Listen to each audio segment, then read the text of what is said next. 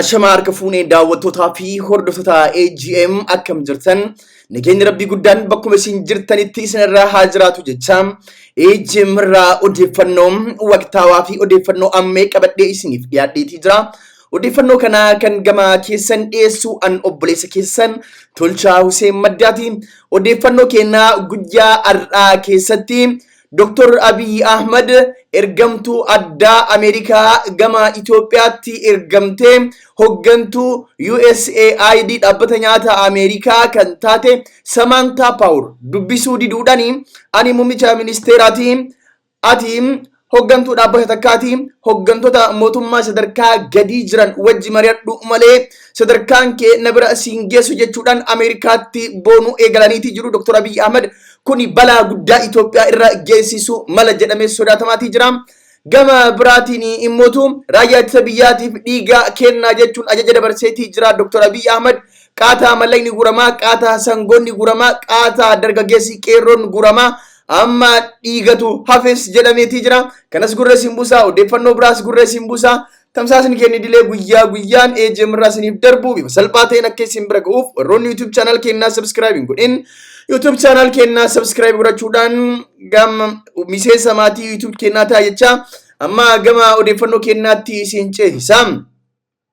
Dr. Abiy Ahmediin Amerikaan isa balleessuudhaaf akka kutattee erga beekee Amerikaa diina isaa ta'uu beekee badhetti ofirraa eegaa waan jiru fakkaata. Amerikaan haada mormatti dhawattee haada sanis immoo mukarratti ol darbitee haada asii gad harkisuudhaan Dr. Abiy Ahmed samitti ol dabarsuudhaan haadaan rarraaftee si gootee uutee lubbuu keessaa baasuudhaaf isa kuffisuudhaaf dalagaa jiraachuu beekee ofirraa dhoorkuudhaaf diinni kiyya achumatti badhetti narraa haa fagaatu jechuudhaan ofirraa fageessaa waan jiru fakkaata. Kana kan agarsiisu taatee guyyoota 2-3 darban kana Itoophiyaatti raawwateedha. Joe Biden pirezidantiin Amerikaa ergamtuu addaa gama Itoophiyaatti akka Itoophiyaa irratti dhiibbaa gootuuf ergan. Maqaan isiitis Samantha Power jedhamti. Hoggantuu USAID.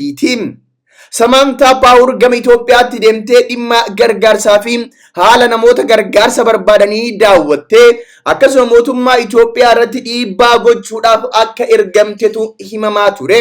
Samantha Power dhiibbaa kana Itoophiyaa irratti gochuu kan barbaadde mootummaan akka lola dhaabu injifannoo argates akka zeerootti baay'isee warra TPLFs dhiifamaa gaafate akka gara araaraatti deebi'uu dhiibbaa irratti gochuudhaaf ture. Karoorri Amerikaa wayyaanee nuti tumnee balleessinee gammoojjii keessaa baasanii aangoo qeerroon qabsaa'ee fide kana nurraa fuudhanii wayyaaneef deebisuudha jechuudhaan kan dubbatan aangaa'onni mootummaa.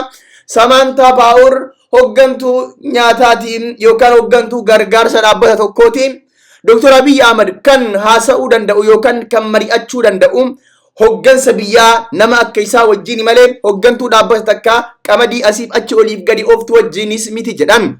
Dr. Abiy Ahmed kan mari'atu Joe Biden pirezidantii Amerikaa yookaan immootu dubbii himaa yookaan immootu akkasuma ministeera dhimma alaa Amerikaa fa'aa wajjin malee namnummaan arge Amerikaadhaaf dhufee fi aangoo ol aanaa nama qabu kana wajjin haasa'uu hin qabu. Dr. Abiy Ahmed namoota gurguddaa aangoo guutaa isaatiin madaale qabu qofa wajjin jechuudhaan kaabinoonni mootummaa ijjannoo mootummaa isaanii yeroo ibsan mul'ataniiti jiru.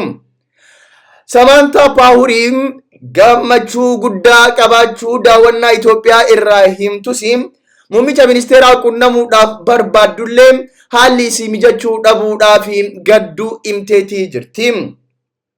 Waa'ee Itoophiyaas daawwannaa kanarra dhaabbattee waan dubbatti qabdi. Jechoota namooma xiqqeessanitti fayyadamuun aangaa'ota baay'ee na yaaddessas jettee Samantha Power. Itoophiyaan jechoota walitti bu'iinsa kakaasanitti fayyadamuun balaa qaqqabsiisuu danda'u ilaalchisuun yaaddoo itti uumuu aangaa'ota Itoophiyaa waliin mari'achuu hoggantuun dhaabbata gargaarsa Amerikaa tuni Samantha Power himte. Hooggantuun kun jechoonni namoomaa xiqqeessan mudamaa uumuun gargaarsitti seenaadhaan akkuma taajjabnetti ajjechaa sabaa irratti xiyyeeffate akka hordofsiisu agarre jedhan. Samaantaan jecha hamaa isaan jedhan kan dhiyeenya Dr. Abiy Ahmed hooggantoota TPLF aramaa weerartuu hundeen buqqifamuu qabu jedhanii dubbachuu miidiyaalee irratti qeeqamanidha. Samaantaan jechoota Dr. Abiy Ahmed hooggantoota TPLF ibsuuf aramaa kaansarii dhibee jedhanii fayyadamuu qeeqaniiru. Aangaa'onni Itoophiyaa garuu jechoota kanneen kan fayyadamne uummata Tigraay ibsu osoo hin taane dhaabbata shororkeessaa TPLF ibsuudhaaf jette.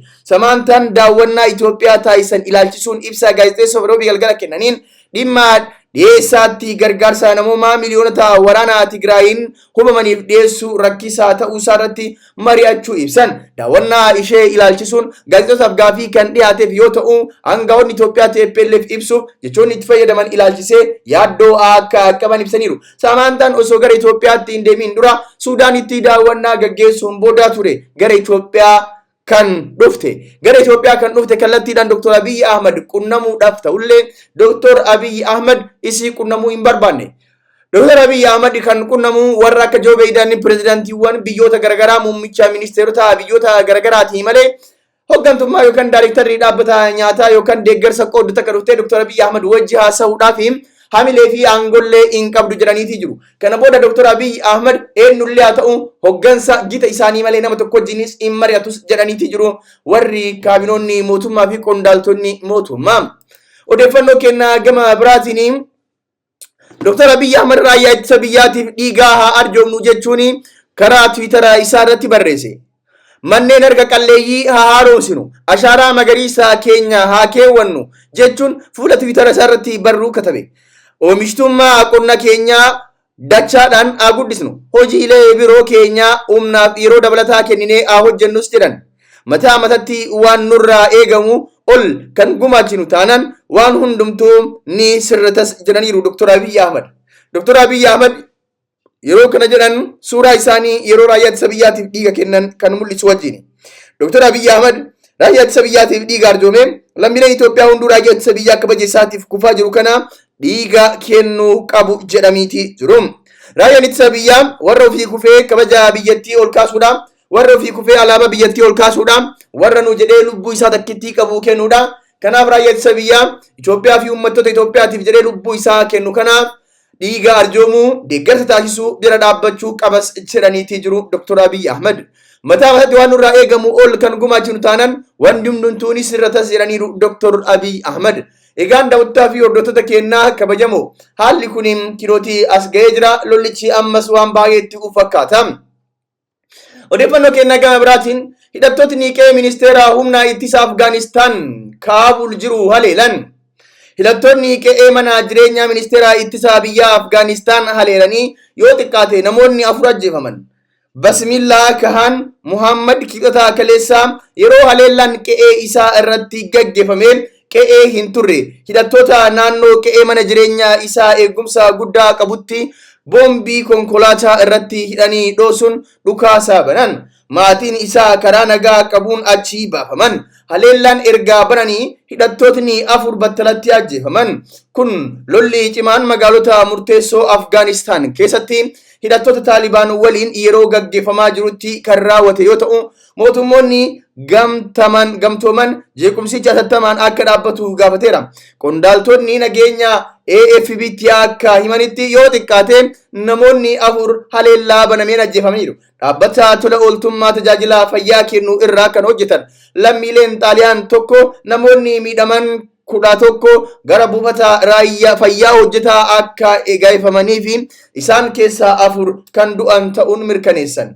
Dabalataan gabaasaaleen akka jiranitti namootni haleellaa gaggeessan 4 osoo mana jireenyaa ministeerichaa galuuf yaalan ajjeefamaniiru. Qondaalonni nageenyaa ammoo gocha bananii balleessuu kan raawwatan jedhan. Humni addaa naannoo eegumsa itti baay'atuuf fi waajjiraalee mootummaa gurguddaaf imbaasotni itti baay'atan keessaa gara ollaatti fiiguun dhukaasa banan. Dhukaasni hidhattoota waliin godhamee gara sa'a 3 kan ture.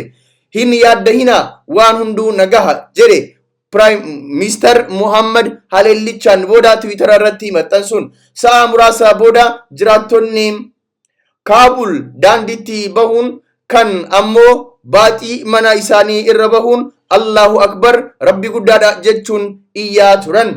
Egaan daawwattoota fi hordoftoota keenyaa kabajamoo lolli hidhattoota Taalibaanii fi humna nageenyaa mootummaa gidduutti magaalaa Laashkar Gaha kutaa Helmandi kibba Afgaanistaan keessatti gaggeeffamaa jiru itti fufeera. UN'n keessatti kaleessa yoo xiqqaatee namootni nagaa 40 ol ajjeefaniiru jedhe.